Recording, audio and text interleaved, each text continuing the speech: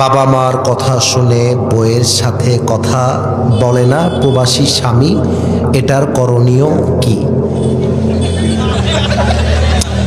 হাসলেন কেন? এটা চরম অন্যায়ের কাজ। আমি একটা কথা বলে দেই, এখানে অনেক মুরব্বীরা আছেন, আমার যুবক ভাইয়েরা আছেন। বিয়ের পরে যদি বাপ মায়ের কথা শুনে বউকে তালাক দিয়ে দেন কিংবা বউকে বাদ দিয়ে দেন, এটা আসলে বীর পুরুষের পরিচয় নয়, এটা কাপুরুষের পরিচয়।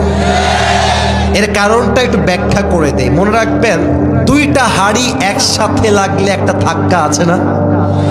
তো একটা ঘরে যদি শাশুড়ি আর বৌমা একসাথে থাকে, ঝগড়া লাগবে স্বাভাবিক, কিন্তু মাথায় রাখবেন ঝগড়া হলেই তালাক দেওয়ার নাম ভালোবাসা নয়, বরং একসাথে মানিয়ে নেওয়ার নামটাই হচ্ছে আসল ভালোবাসা।